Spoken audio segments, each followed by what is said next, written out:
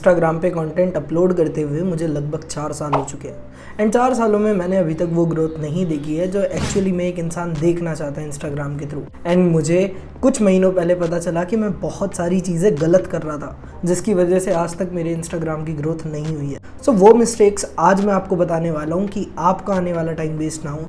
जैसे मेरे इतने सारे साल चले गए, इतने महीने चले गए। आई डोंट वांट कि आप अगर कंटेंट अपलोड कर रहे हो, आप अगर डेली रील्स डाल रहे हो या पोस्ट डाल रहे हो तो आपका भी टाइम वेस्ट हो।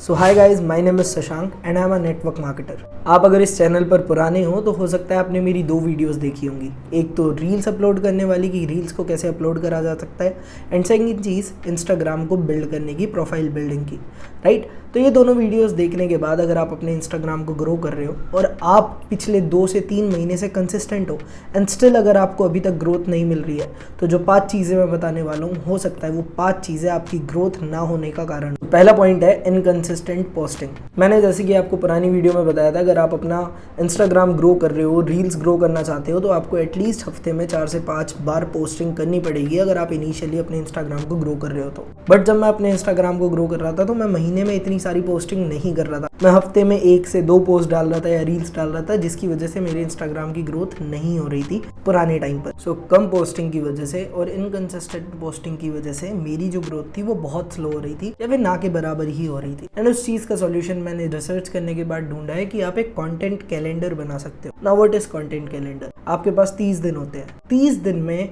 आप एक दिन बैठकर अगले 7 दिन का कंटेंट बना सकते हो। लेट्स सपोज अगस्त का 1st, 2nd, 3rd, 4th, 5th, 6th, 7th ये डेट है, तो 7 दिन आपको कौन सी रील पोस्ट करनी है, क्या कंटेंट पोस्ट करना है, क्या चीज़ें आप डालने वाले हो, वो सब चीज़ें आप पहले ही डिसाइड कर लो। आप पहले ही 7 दिन का कंटेंट बना के रख लो, जिससे आपके पास ऑलरेडी कंटेंट प्रिपेयर्ड हो कि आप हर दिन कंटेंट डाल सको एंड आप कंटेंट की चिंता ना करो कि आज क्या डालना है, आज क्या डालूं, कल क्या डालूंगा। सोचो एक दिन आप 7 दिन का कंटेंट अगर प्रिपेयर कर लोगे तो दैट मीन्स आपके पास 7 दिन और होंगे आगे का कंटेंट बनाने के लिए। अब किसी दिन और पकड़कर आप 1 हफ्ते का और कंटेंट बना सकते हो। ऐसे करके आप महीने का 30 दिन का कंटेंट ऑलरेडी अपने लिए बना सकते हो, जिससे आप एक भी दिन अपनी पोस्टिंग को नहीं मिस करोगे। कंटेंट कैलेंडर के अलावा आप हर दिन 3 बजे तक का अलार्म लगा सकते हो अगर आप शाम को अपनी पोस्टिंग करते हो तो, और दोपहर को करते हो तो सुबह का अलार्म लगा सकते हो। तो ये अलार्म से क्या होगा, आपको एक रिमाइंडर आएगा कि भाई आज पोस्टिंग करनी है, ऑलरेडी अपना कंटेंट प्रिपेयर करके रख। तो मतलब क्या है कि जैसे ही रिमाइंडर आएगा आपको समझ आ जाएगा कंटेंट बनाना है, शाम को डालना है, उससे आपका कंटेंट मिस नहीं होगा, पोस्टिंग मिस नहीं होगी। Second, poor quality content. देखो आज के टाइम पे ना फोन भी ऐसे आने लगे हैं कि DSLR या कैमरास की जरूरत ही नहीं पड़ती है। उसके बाद होने के बाद भी, फोन होने के बाद भी मैंने काफी लोगों को देखा है जिनके पास आईफोन है, स्टिल उनकी जो कंटेंट की क्वालिटी है, उनकी जो वीडियो की क्वालिटी है वो बहुत खराब होती है। इसके बहुत सारे रीजंस हो सकते हैं। सबसे पहला रीजन, शायद आपने अपने कैमरा की सेटिंग्स ही ना प्रॉपर्ली सेट कर रखी हो। मैंने अपनी रील वाली वीडियो में बताया था कि आपकी क्या कैमरा सेटिंग्स होनी चाहिए, कैसे आप हाईएस्ट क्वालिटी वीडियो बना सकते हो। वो वीडियो जाकर देख सकते हो, ऊपर आई बटन पर आपको लिंक आ गया होगा। और चीज होती है कि काफी लोगों के ना कैमरा के लेंसेज बहुत गंदे होते हैं, तो जब भी आप वीडियो शूट कर रहे हो पर आप अपने कैमरा के लेंस को या फिर मोबाइल के लेंस को क्लियर कर लिया करो, साफ कर लिया करो। और चीज लोग बहुत ज्यादा नेग्लेक्ट करते हैं, एक चीज वो होता है बैकग्राउंड। बिना देखे वीडियोस बनाते हैं, वो जहां मर्जी आए वहां वीडियोस बनाने लगते हैं। That's not the point. आपका अपीलिंग बैकग्राउंड होना चाहिए, अपीलिंग जगह पर आपको वीडियो बनानी होनी चाहिए। ऐसा ना हो कि आप पीछे डस्टबिन है, पीछे गार्बेज है, उसके आगे खड़े होकर वीडियो बना रहे हो, उसके आगे खड़े होकर आप अपना कंटेंट प्रोवाइड कर रहे हो। तो जस्ट मेक श्योर आप जो भी वीडियो बनाओ, जो भी पोस्टिंग करो, वो हाईएस्ट क्वालिटी की होनी चाहिए और अच्छी लोकेशन, अपीलिंग लोकेशन में होनी चाहिए। आप खुद देखो, अगर आप किसी की प्रोफाइल पर विजिट करोगे तो ऑब्वियसली आपको वो ज़्यादा प्रोफाइल अट्रैक्टिव लगेगी जो कि अपीलिंग है, अच्छी है, वेल मैनेज्ड है और अच्छे क्वालिटी का कंटेंट है। कुछ भी डालोगे तो हो सकता है आपको फॉलो ना करें लोग। सो ये भी एक रीज़न ही है ऑब्वियसली कि आपका इंस्टाग्राम नहीं ग्रो कर पा रहा है। सो थर्ड रीज़न जिसकी वजह से आपका इंस्टाग्राम अकाउंट नहीं ग्रो कर पा रहा है, दैट इज़ कि आप एंगेज नहीं करते हो लोगों से। एंगेजमेंट एक सबसे बड़ा रीज़न है जिसकी वजह से आपकी प्रोफाइल ग्रो करती है। अगर आपके अकाउंट पर बहुत अच्छी एंगेजमेंट है, दैट मीन्स कि इंस्टाग्राम आपके अकाउंट को और ज़्यादा पुश करेगा जिससे आप और ज़्यादा ग्रो कर सको। बट एंगेजमेंट आती कहाँ से है? एंगेजमेंट आती है लोगों से एंगेज करने से। सो अगर कोई इंसान आपकी प्रोफाइल पर विजिट कर रहा है या फिर आपकी पोस्ट पर कमेंट कर रहा है या फिर रिप्लाई कर रहा है, कुछ भी कर रहा है, आपके DMs पढ़े हैं, आपके रिक्वेस्ट पढ़ी है, तो आप उन सब लोगों का मैसेजेस का रिप्लाई करो, उन सब लोगों की कमेंट्स का रिप्लाई करो। लेट्स सपोज आपने एक रील अपलोड करी, अब उस रील पे एक राहुल नाम के बंदे का कमेंट आया। आप क्या कर सकते हो, जैसे ही वो बंदा कमेंट करता है तो आप उस कमेंट को लाइक कर सकते हो। अब उससे क्या होगा, राहुल को नोटिफिकेशन जाएगी मैंने उसकी कमेंट को लाइक करा। अब वो हो सकता है उस नोटिफिकेशन को ओपन करके देखे एंड वो एक और बार मेरी रील को व्यू दे दे, इंप्रेशन दे दे, या फिर आप उसकी कमेंट का भी अगर रिप्लाई करोगे तो हो सकता है, बहुत सारे चांसेस हैं आप भी करते हो, जब भी आपका कोई कमेंट का रिप्लाई करता है या मैसेज का रिप्लाई करता है तो आप ओपन करके देखते हो।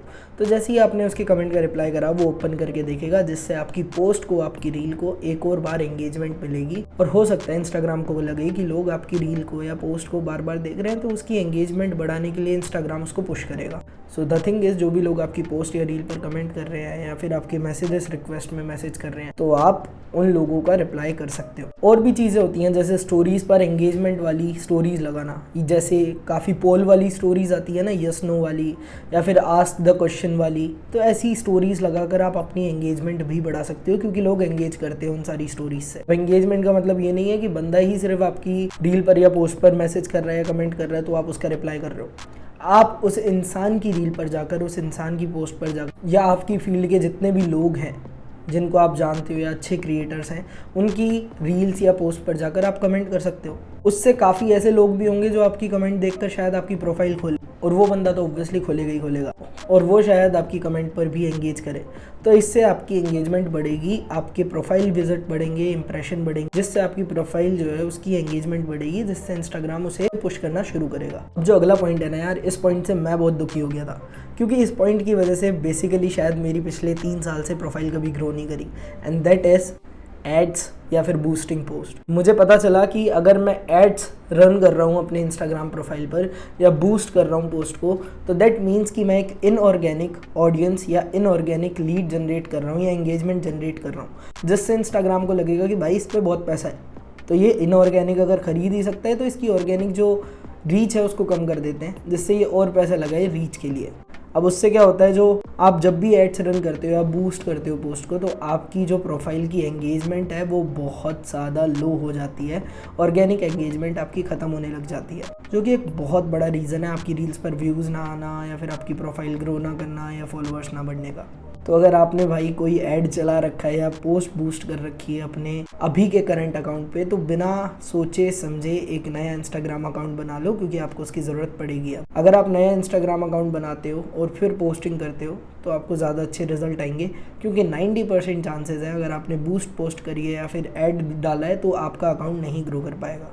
And the last point is doing unethical things, जैसे कि लोगों को स्पैमिंग करना, कंसिस्टेंटली मैसेजेस डालते रहना, अननोन लोगों को मैसेजेस डालते रहना, जो कि हम लीड जनरेशन के लिए करते हैं, या फिर उसके अलावा फेक फॉलोअर्स खरीदना, फेक व्यूज़ खरीदना, फेक लाइक्स खरीदना, ये सब चीज़ें आपके अकाउंट की रीच डेड कर देती हैं। फॉलो अनफॉलो करना भी एक पॉइंट है।